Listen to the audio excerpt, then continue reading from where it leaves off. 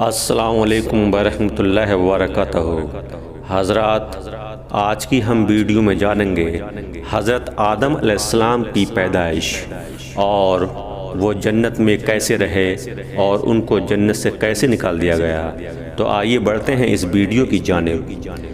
روایت کیا جاتا ہے کہ جب اللہ کا ارادہ حضرت آدم علیہ السلام کو خلیفہ بنانے کا ہوا، تب حضرت اسرائیل کو حکم ہوا کہ زمین سے ہر قسم کی یعنی لال، سفید اور کالی مٹی صرف ایک مٹھی لائیں۔ اسرائیل ایک مٹھی رنگ برنگی مٹی زمین پر سے جمع کر کے اٹھا لائے اور اللہ کے حکم کے مطابق طائف اور مکہ کے درمیان میں رکھ دی گئی۔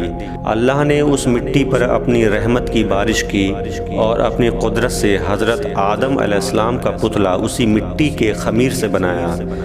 40 سال تک وہ پتلا بے زباں وہاں پڑا رہا۔ پھر اللہ نے چاہا کہ حضرت آدم علیہ السلام کے اقبال کا ستارہ روشن ہو اور ان کی اولاد کا رتبہ بدرجہ پوری کائنات کی مخلوق پر ظاہر ہو، تو اس نے روح پاک کو حکم دیا کہ آدم کے پتلے میں داخل ہو۔ اس وقت نرم اور نازک روح نے مٹی کے پتلے میں داخل ہونے سے انکار کر دیا۔ پروردگار نے دوبارہ روح کو حکم دیا کہ اے جان، اس بدن میں داخل ہو جاؤ۔ جب روح آدم علیہ السلام کے جسم میں سر کی طرف سے داخل ہوئی تو حکم الہی سے جسم کے جس حصے میں وہ پہنچی تھی، جسم جو ٹھیکرے کی طرح تھا، گوشت پوشت میں بدل دیا جاتا تھا۔ جب روح سینے تک پہنچی تو حضرت آدم علیہ السلام نے اٹھنے کا ارادہ کیا، اٹھتے ہی وہیں زمین پر گر پڑے۔ اس لیے اللہ تعالیٰ نے قرآن مجید میں ارشاد فرمایا ہے کہ انسان بڑا جلد باز ہے۔ اسی حالت میں حضرت آدم علیہ السلام نے چھینک ماری اور بولے الحمدللہ۔ تو اس کریم رحیم ذات نے اپنی رحمت سے فرمایا یرحمک اللہ۔ حضرت آدم علیہ السلام کے ساتھ سب سے پہلے اللہ کی یہ رحمت نازل ہوئی۔ اس کے بعد ایک فرشتہ اللہ کے حکم سے جنت سے ایک سجا سجایا جوڑا لایا، انہیں پہنایا اور عزت اور عظمت بڑائی پر بٹھایا۔ کہا جاتا ہے کہ آدم علیہ السلام کی پیدائش کے وقت آپس میں فرشتے کہہ رہے تھے کہ جس کو اللہ تعالیٰ نے مٹی سے پیدا کر کے خلیفہ بنایا تو وہ ہم سے زیادہ اس کے نزدیک قریبی و پیارا نہیں ہوگا، اس لیے کہ اللہ کے دربار میں ہم دن رات رہتے ہیں، ہمارے پاس اس خلیفہ سے کہیں زیادہ علم ہے، اس لیے ہم اس سے بڑے ہوئے ہیں۔ لیکن اللہ کو تو آدم علیہ السلام کو برتری دینی تھی۔ اس نے انہیں چیزوں کے نام بتا دیے اور حکم دیا کہ فرشتوں کو خبر دو کہ اگر وہ سچے ہیں تو چیزوں کے نام بتائیں۔ فرشتے جواب میں کچھ نہ بتا سکے، اپنی غلطی مان کر بولے اے اللہ، تو پاک ہے، ہمارے پاس تو تیرا ہی دیا ہوا اور سکھایا ہوا علم ہے، اس کے علاوہ کچھ بھی نہیں ہے۔ تب اللہ تعالیٰ نے حضرت آدم علیہ السلام سے کہا کہ تم چیزوں کے نام بتاؤ۔ اللہ کے بتائے ہوئے علم کے مطابق حضرت آدم علیہ السلام نے نام بتا دیے۔ اس طرح اللہ تعالیٰ نے حضرت آدم علیہ السلام کو فرشتوں کے مقابلے میں زیادہ عزت و بزرگی بخشی۔ پھر اللہ نے فرشتوں کو جو آدم کے چاروں طرف لائنوں میں ادب کے ساتھ کھڑے ہوئے تھے حکم دیا کہ آدم کو سجدہ کرو۔ اللہ کا حکم پا کر فرشتوں نے بلا کچھ کہے سنے حضرت آدم علیہ السلام کو سجدہ کر لیا، مگر ابلیس نے ایسا کرنے سے انکار کر دیا، لعنت ہو اس پر، اور بولا میں آدم سے بہتر ہوں، اس لیے کہ تو نے مجھے آگ سے پیدا کیا ہے اور آدم کو مٹی سے ہی بنایا ہے، اس لیے میں اس سے بہتر ہوں۔ یہ اللہ کے حکم کی نافرمانی تھی۔ اللہ نے اسے اپنے دربار سے نکال دیا اور ہمیشہ کے لیے اس پر لعنت ڈال دی۔ پھر آدم علیہ السلام کا جی چاہا کہ کوئی ان کا ساتھی ہو جو ساتھ رہے، اس سے بات کرے۔ ان پر خواب کی سی حالت پیدا ہو گئی۔ اسی بیچ اللہ تعالیٰ نے اپنی قدرت سے حضرت آدم علیہ السلام کے پہلو سے حضرت حوا کو پیدا فرما دیا۔ حضرت آدم علیہ السلام جاگے تو دیکھا کہ ایک پاک صاف عورت ان کے پاس بیٹھی ہوئی ہے۔ انہیں دیکھ کر وہ بہت خوش ہوئے۔ پوچھا تو کون ہے؟ حضرت حوا نے کہا کہ میں تیرے جسم کا حصہ ہوں، اس لیے کہ اللہ تعالیٰ نے تیری پسلی سے مجھ کو پیدا کیا ہے۔ کہا جاتا ہے کہ حضرت حوا اتنی خوبصورت تھیں کہ پوری دنیا میں جتنی خوبصورتی پائی جاتی ہے اس میں سے 90 حصہ حضرت حوا علیہ السلام کو ملا ہوا تھا اور 10 حصوں میں پوری دنیا تھی۔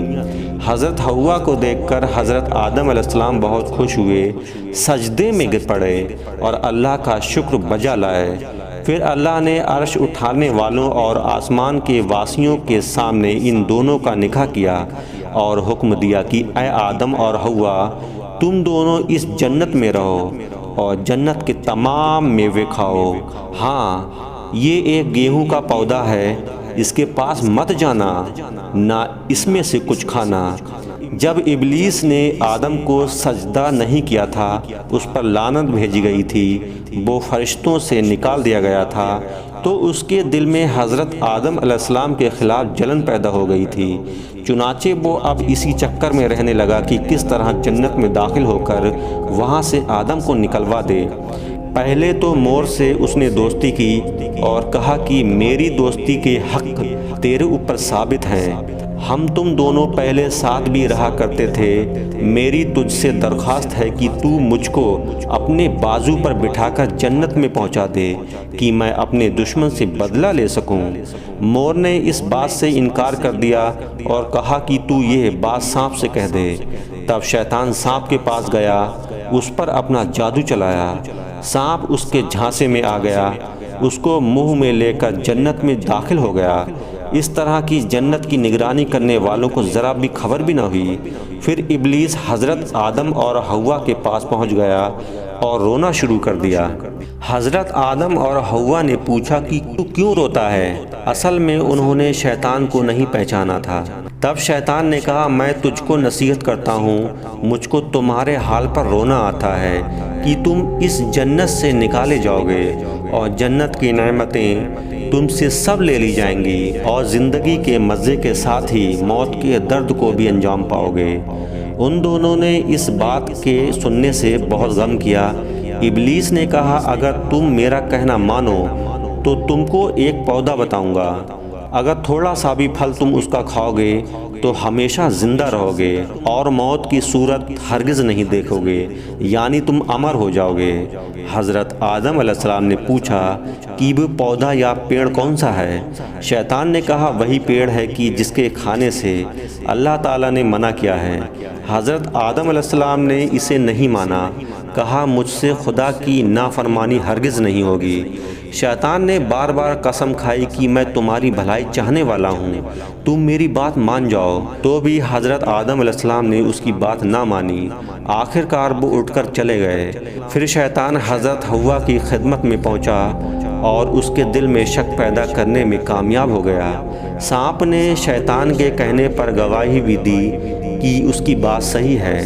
حضرت حوا نے حضرت آدم علیہ السلام سے فرمایا کہ سانپ تو جنت کا خدمت کرنے والا ہے اور وہ بھی اس شخص یعنی شیطان کی بات کی تصدیق کر رہا ہے، تو اس کی بات نہ ماننے کا کوئی تک نہیں۔ اب تو میں پہلے اس پودے کا پھل کھاتی ہوں، اگر کچھ گڑبڑ ہوگا تو میرے لیے خدا سے معافی مانگ لینا، نہیں تو تم بھی کھاؤ کہ ہم تم دونوں تمام عمر جنت کی نعمتیں چین سے کھایا کریں۔ نقل کرتے ہیں کہ اللہ نے تو شروع میں یہ طے کر دیا تھا کہ آدم کی مسلم اولاد جنت میں اور نافرمان اولاد جہنم میں جائے گی، اور اگر سب اولاد جنت میں پیدا ہوتی تو جہنم کیسے بھری جاتی؟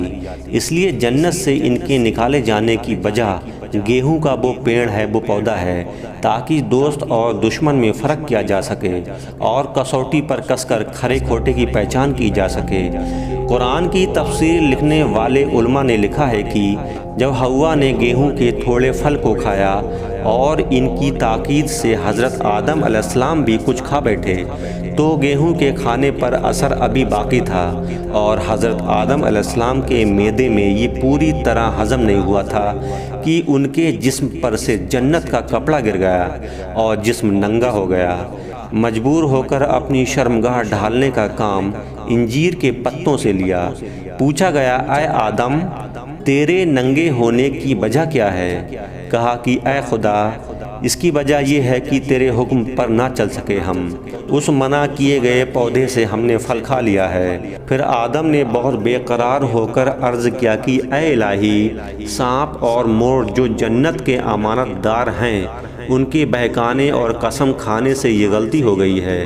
روایت کرتے ہیں کہ سانپ کی شکل ایسی پاکیزہ اور خوبصورت تھی کہ کوئی جانور جنت میں ایسا نہ تھا۔ اللہ تعالیٰ نے اس جرم کی وجہ سے اس کی صورت کو بگاڑ دیا، اس کی غذا مٹی دھول بنی اور پیٹ اور سینے کے بل زمین کو رگڑنے اور چھیلنے والا بنا دیا۔ حضرت حوا اور ان کی بیٹیوں کو یہ سزا ملی کہ انہیں جننے کا درد ملا، حیض کی گندگی ملی، خاوندوں کے حکم میں رہنا نصیب ہوا، تابعدار کرنا فرض ٹھہرا، پھر دونوں جدا کر دیے گئے۔ ان دونوں کے گناہوں کو مشہور کر دیا گیا، ان کی خدمت میں رنج اور دکھ، محنت و مشقت اٹھانا لکھ دیا گیا۔ مور کو بھی سزا دی گئی، اس کی شکل بدل دی گئی، چنانچہ پاؤں تو اس کے بدصورتی میں کہاوت ہیں۔ پھر دونوں کو حکم ہوا کہ دونوں جنت سے زمین کی طرف نکل جاؤ اور آپس میں تم سب ایک دوسرے کے دشمن ہو۔ پس آدم، حوا، شیطان، سانپ اور مور جنت سے دنیا میں بڑی ذلت اور رسوائی کے ساتھ پہنچے۔ روایت میں آتا ہے کہ آدم سرادیپ میں، حوا جدہ میں، شیطان سیستان میں، سانپ اصفہان میں اور مور کابل میں اترے، اور قیامت تک ابلیس اور آدم کی اولاد میں دشمنی چلتی رہے گی۔ کہتے ہیں کہ حضرت آدم علیہ السلام نے 40 دن تک کھانا نہیں کھایا، نہ پانی پیا۔ حضرت حوا کی جدائی کا جو غم تھا وہ الگ۔ اسی طرح 300 سال گزار دیے روتے روتے، معافی کی دعا کرتے کرتے۔ اللہ تعالیٰ کی رحمت کو جوش آ گیا، انہوں نے آدم علیہ السلام کو معافی مانگنے کا طریقہ بتایا۔ جب حضرت آدم علیہ السلام نے باقاعدہ معافی مانگی تو حضرت جبرائیل آئے، انہوں نے خوشخبری دی کہ اللہ تعالیٰ نے آپ کا جرم معاف کر دیا ہے۔ یہ سن کر حضرت آدم علیہ السلام بہت خوش ہوئے، سکھ چین نصیب ہوا۔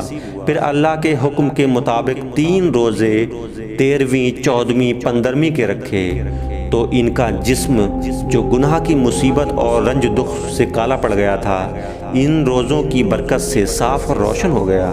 حضرات، میں یہاں پہ بتانا چاہوں گا کہ دعا اور روزوں کے بیان کا مطلب یہ ہے کہ جب اللہ تعالیٰ نے حضرت آدم علیہ السلام کا گناہ اس دعا کی برکت سے معاف کیا اور ان تینوں روزوں کے اثر سے ان کے مبارک جسم کو روشن کیا، تو اگر آدم کی اولاد اس دعا کو مانگے گی اور ان 3 روزوں کی ہر مہینے میں عادت رکھے گی تو امید ہے کہ حضرت آدم علیہ السلام کی طرح اس کے گناہ بھی معاف کر دیے جائیں۔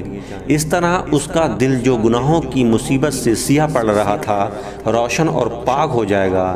اس کے بعد آدم کو حکم ہوا کہ خانہ کعبے کی نیو رکھیں۔ حضرت آدم علیہ السلام نے جبرائیل کے سکھائے کے مطابق اور فرشتوں کی مدد سے کعبے کی بنیاد رکھی، اور حضرت ازبد یعنی کالا پتھر کو جسے وہ اپنے ساتھ جنت سے لائے تھے، کعبے میں ایک طرف کو جمایا۔ کعبے کی عمارت پورا کر لینے کے بعد جبرائیل علیہ السلام نے حج اور طواف کا طریقہ بتلا دیا۔ پھر حضرت آدم حج اور طواف کرنے کے بعد عرفات کے پہاڑ پر چلے گئے، اور حضرت حوا جو جدہ سے حضرت آدم علیہ السلام کی کھوج میں عرفات تک آ گئی تھیں، گرمی اور جلن کی وجہ سے جن کا رنگ بدل گیا تھا، ان کی حضرت آدم علیہ السلام سے ملاقات ہوئی۔ دونوں ایک دوسرے کو نہ پہچان سکے۔ پھر حضرت جبرائیل علیہ السلام نے دونوں کو ایک دوسرے کو پہچان بایا۔ پھر دونوں سرادیپ آ گئے۔ تب حضرت جبرائیل علیہ السلام نے کچھ گیہوں، روٹی اور لکڑی پہنچائی، انہیں کھیتی کرنا سکھایا، 2 بیل بھیجے۔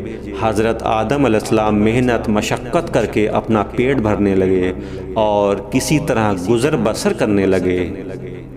حضرات، آدم علیہ السلام کے قصے سے یہ پتہ چلتا ہے کہ ایک نافرمانی، اللہ کی ایک نافرمانی کرنے سے اللہ تعالیٰ کتنا سخت عذاب دیتا ہے۔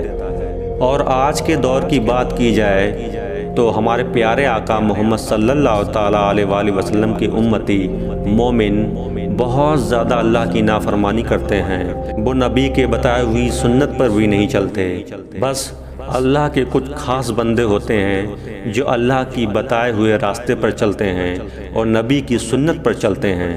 اللہ تعالیٰ سے دعا ہے کہ ہم سب کو وہ اپنے پیارے حبیب محمد صلی اللہ تعالیٰ علیہ وآلہ وسلم کے صدقہ طفیل میں نبی کی سنت پر چلنے والا بنائے۔ آمین ثم آمین۔ مزید قصے دیکھنے کے لیے میں نے رائٹ سائڈ پر یعنی داہنی طرف پلے لسٹ لگا دی ہے، آپ اس کو کلک کر کے دیکھیں اور علم حاصل کریں، کیونکہ علم حاصل کرنا فرض ہے جو اپنے پیارے محبوب محمد صلی اللہ تعالیٰ علیہ وآلہ وسلم کا ارشاد مبارک ہے۔